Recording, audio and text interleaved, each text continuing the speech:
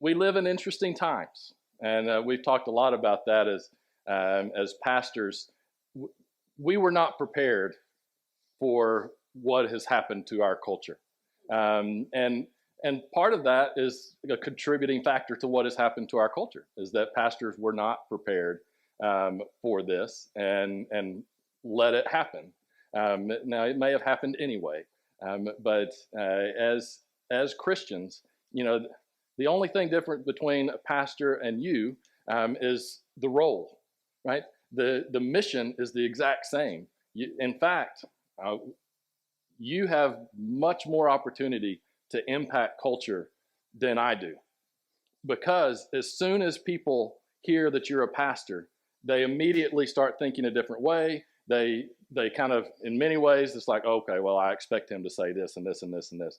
But their coworker, who they've worked with for a long time, if you can share the gospel message by the way you interact with them, by the way that you treat them, you're not telling them they're a sinner every day. You're just living your life as a follower of Christ, and he will open doors for you to interact with them. And that's how the gospel message changed the world, and it still changes the world, right? We're just in a post-Christian place where unfortunately we're going the other way, right? There was a point where the gospel was expanding and changing culture and changing the world. Now it's like we've reached that and we've become too evolved and we're deciding, well, we're going to go the other way. Well, the gospel message is still the same answer, right? And it's the answer to what's going on. And so we want to make sure that all of us are engaging the kingdom for him. Our little tagline is living life for Christ, impacting his kingdom, right? Be a disciple, impact his kingdom. And that's what we want to try to do.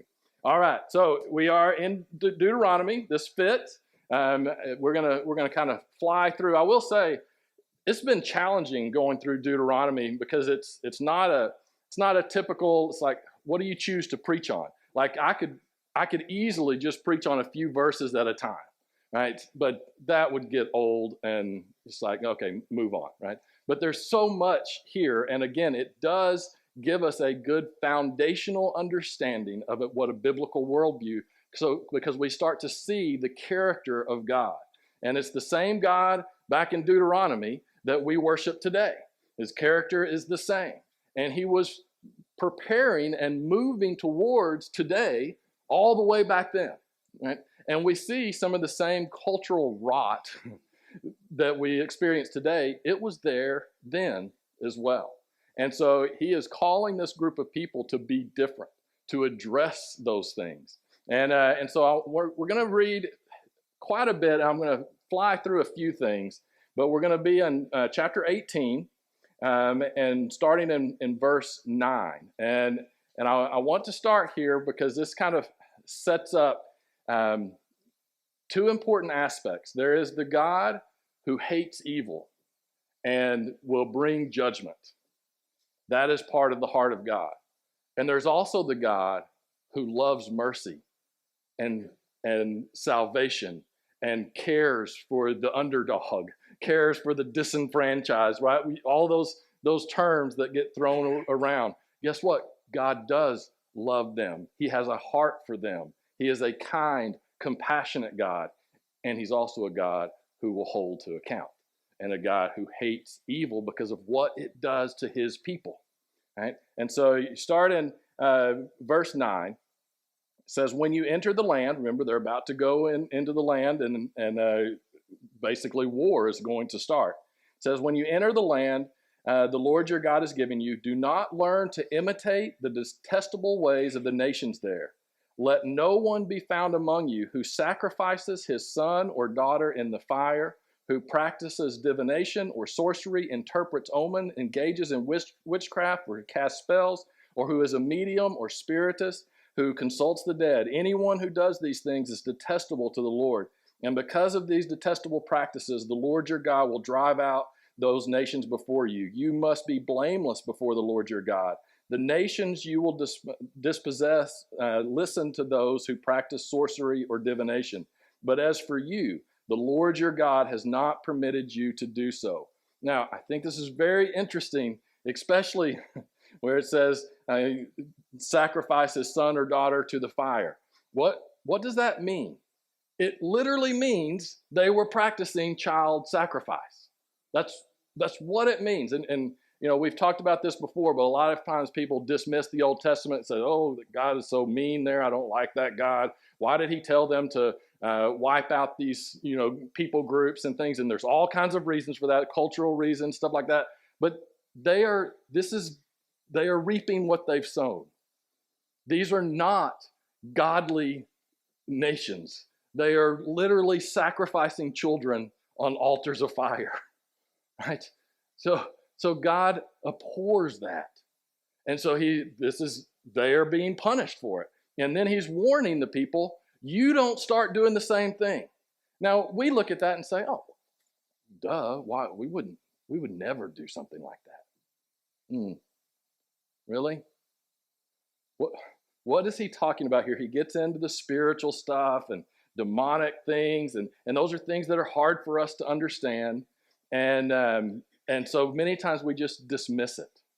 But it is very real. And it's not something we should obsess over, but it's something we should be very aware of, that there is a spiritual world out there that is working.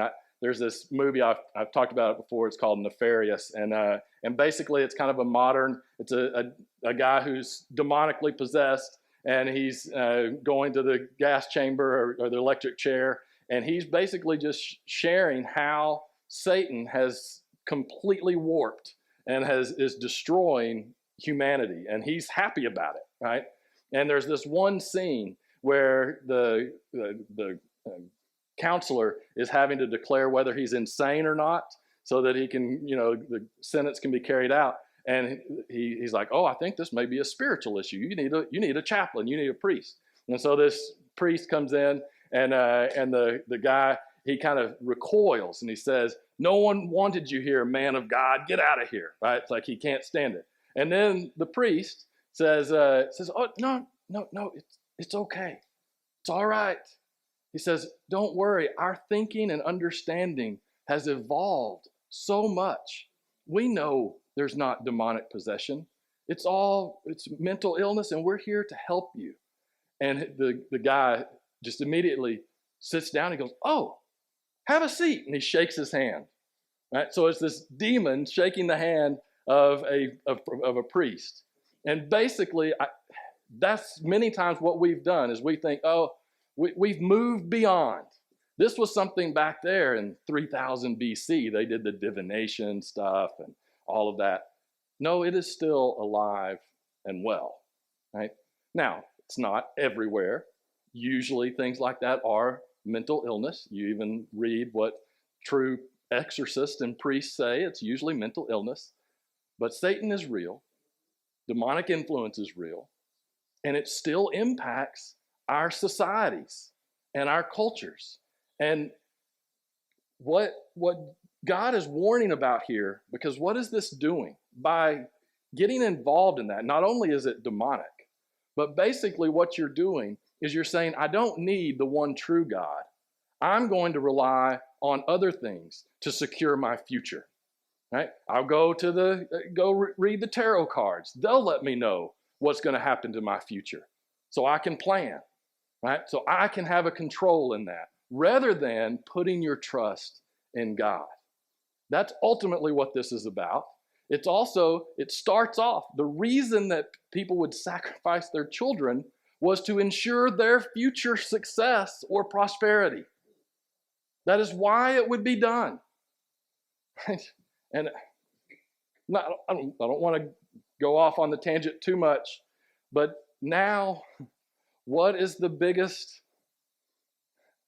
reason given for why abortion should still happen?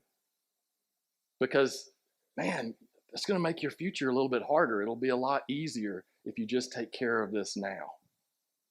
Right?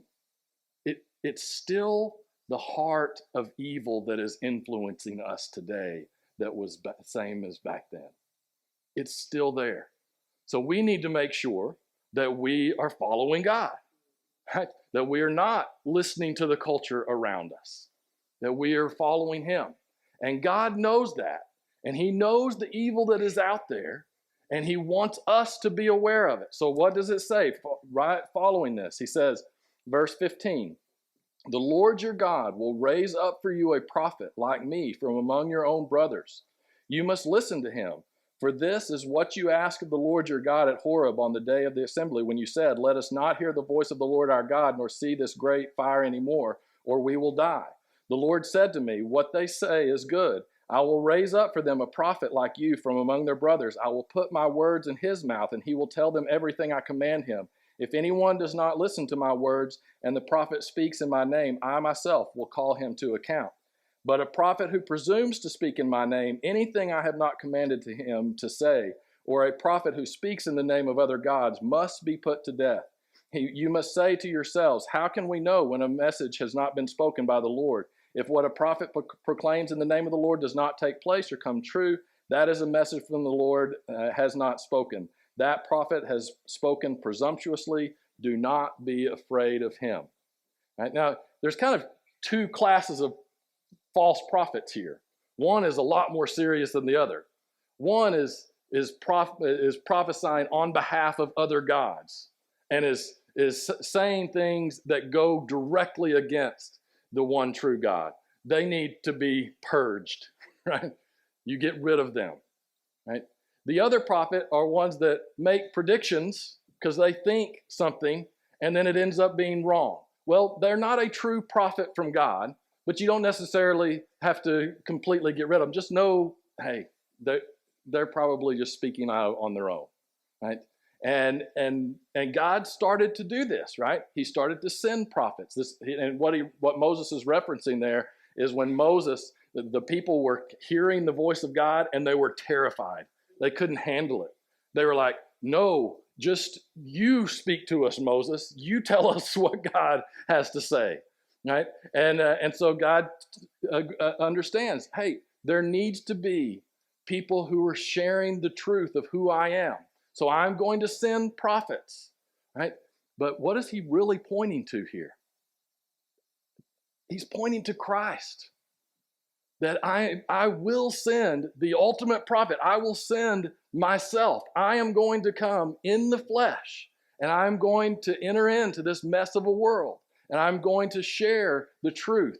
And you will listen to my words and follow those words, right? God is preparing this whole time, right? But it's a process. History happens. God works within reality and within history. The people weren't ready at that time for Jesus. Society wasn't ready.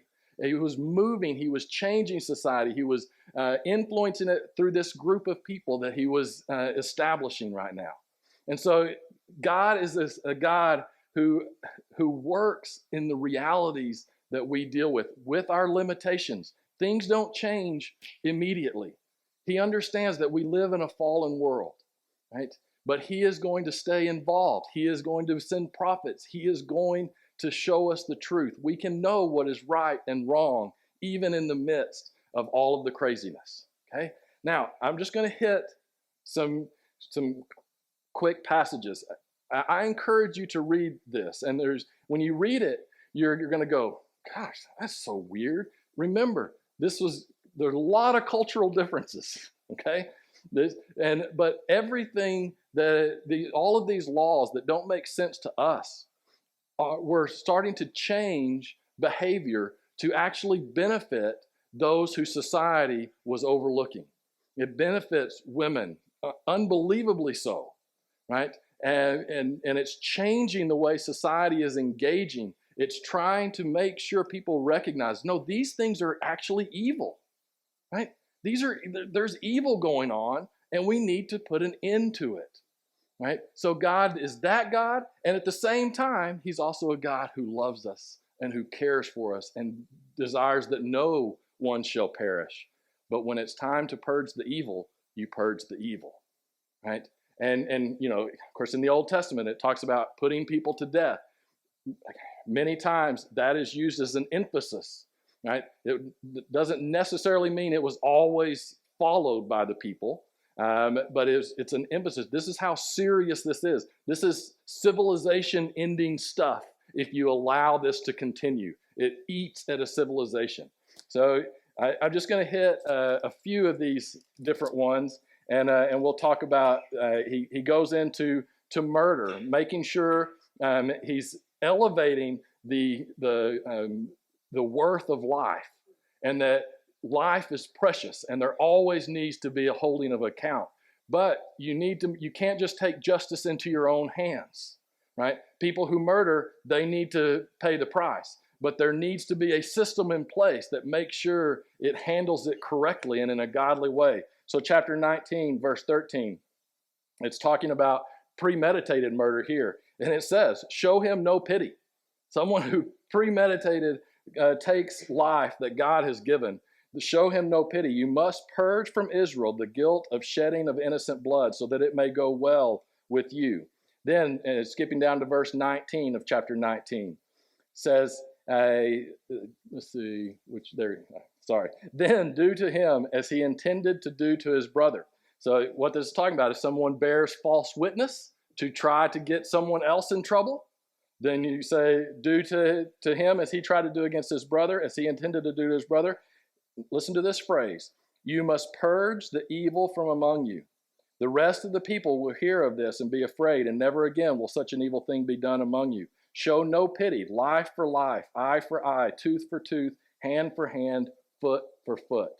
Now, it's interesting because we look at that in our evolved thinking, and we think, oh, that's just how harsh that is.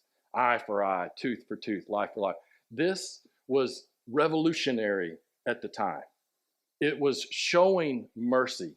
It was saying murder and all kinds of other things that are evil have to be held to account, but it has to be measured. If somebody, goes and steals your goat, that doesn't mean that you can go kill them. And that stuff happened all the time, right? And you can read, you see this in history and see how it escalates. Read about the mob, right? It starts with a low-level guy getting whacked, swimming with the fishes, and then all of a sudden, it's a war back and forth between them, right? This was a limiting principle that God was giving the people of Israel. It was a totally different way of looking at justice and mercy, right? This was transforming the world. The reason that we look at this and are kind of uncomfortable because we're like, wait, we need to make sure that we don't over-punish and things like that. The reason why we think that is because God instilled this, right? He was addressing societal evil. He said it must be purged from among you. And then you can continue on, talks about warfare and just warfare, and that there are still going to be times of war, right? God deals in reality. Do you think God ever wants war to happen? No, he does not. But does God understand that we live in a fallen world? Yes, he does. And so sometimes evil has to be dealt with. But it goes through, and it says not everyone has to serve. It's taking this very seriously. It's very interesting. And it also says give people the opportunity to make peace, right? You don't just go wipe everybody out. Right? So it's very interesting, which again, for that day and time, was a totally new way of looking at the world. Then in Deuteronomy 21, you keep going through. It starts to get into to family situations, right, and dealing with family conflict and challenges and husbands and wives in a culture that it was a mess, right? You could have multiple wives, all this stuff, right? And it's trying to form a new people to break these old traditions that were causing such problems. So in Deuteronomy 21, verse 20, let's see. All right, it says, they shall, and it gets to the son and children. This is a tough passage. So what it's talking about is punishing your child. It says, well, not punishing, when your child has truly done something evil. It says, they shall say to the elders, this son of ours is stubborn and rebellious. He will not obey us. He is a glutton and a drunkard. Then all of the men of his town shall stone him to death. You must purge the evil from among you. All Israel will hear of it and be afraid. Okay, there's a reason I'm bringing this, because it's easier just to skip over all of this stuff.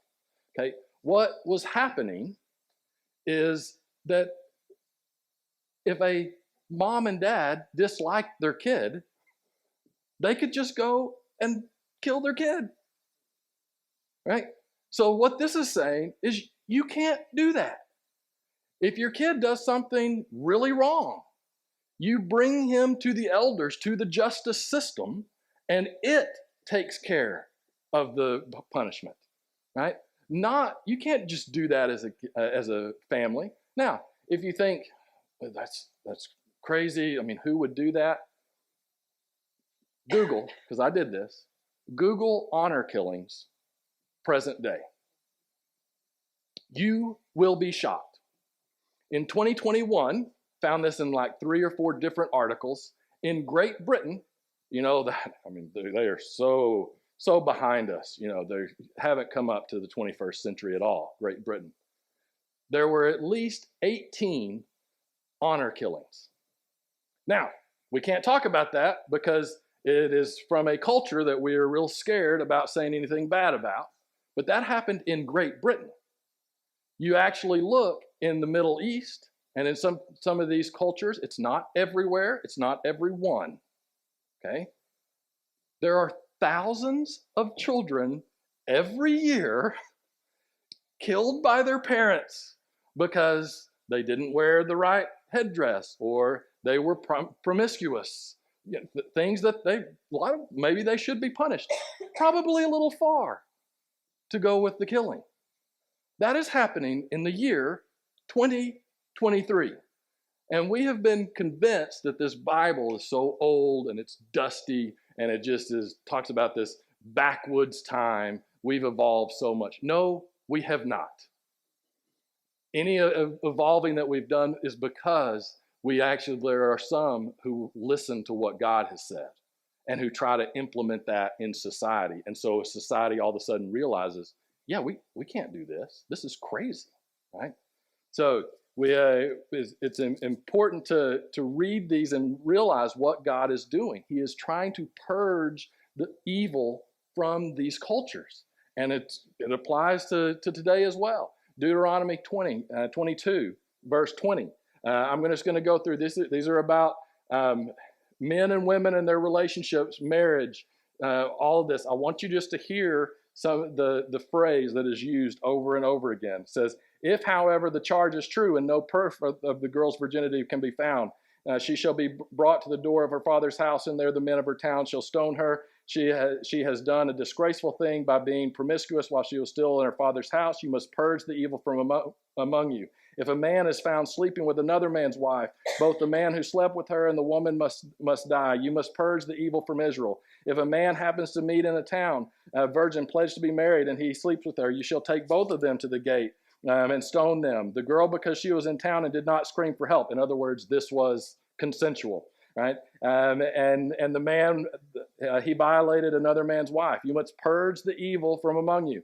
Then it goes on to say, if a man rapes a young woman, he actually has to marry her. Now, we look at that and go, what? Well, that woman, if she was raped, basically is out of society.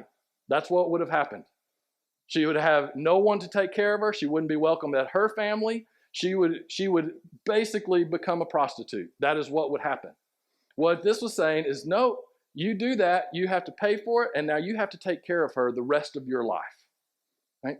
So again, we misunderstand so much of this. This is actually God purging evil. He said, none of this stuff is good, and this has become commonplace in the culture. And it's just accepted, and it's destroying things. It's destroying the family. What would all of those have in common? They're all destroying the family. And God desires for the family to be a source of blessing and prosperity and all of that. And he says, you've got to purge the evil. Get it out. And many times we read that and we think, oh, man, that's just really harsh. No, it's because God loves us. that he desires for us to live according to his principles, the principles that he's instilled within us. And I think it's vital that we understand that, because we are living in a cultural change where the world around us looks more like that world back then. And it's going to be hard, right? Because people won't like to actually follow values that are higher than themselves. We tend to like to rely on the divination, the sorcery, the doing it our own. We want to be in control of our own destiny, not put our trust in God. And I encourage you to make sure you understand the heart of God, that there is the God who loves us, who cares for us, who forgives us. But there's also the God who says you've got to purge the evil. Because if you don't, it starts destroying society. It starts destroying his creation, the people that he loves. And I've seen this so much as we deal with some of the things that we're dealing with today that I believe are clearly evil. They blatantly go against Scripture. And you call that out in society, and you said, oh, well, Jesus just said to love one another. Jesus said, don't judge. Yes, but Jesus also threw evil out of the temple. Jesus is also the same God who said, purge evil from among you. Because ultimately, if you don't, it just grows and grows and grows, and it destroys societies, one way or the other, from the outside or from the inside. And we have to make sure we are messengers of truth. We do it in love, but we call evil evil. And we have to make sure that we live that message in our own life, and that we are always looking at ourselves, because it always starts with you. Is there something that needs purging in your life? The answer is probably. Right? We all need to look in. We need to ask God to give us the strength to overcome those things that are keeping us separated from him. And we need to allow him to fill us. We need to rest in him. We need to start seeing the world through his eyes. And he will give us wisdom to know when you need to stand up and purge the evil, or when you need to stand up and put your arm and let someone weep on your shoulder as they are broken and need healing. God does both, and he calls us to do both as well. Let's go to him in prayer.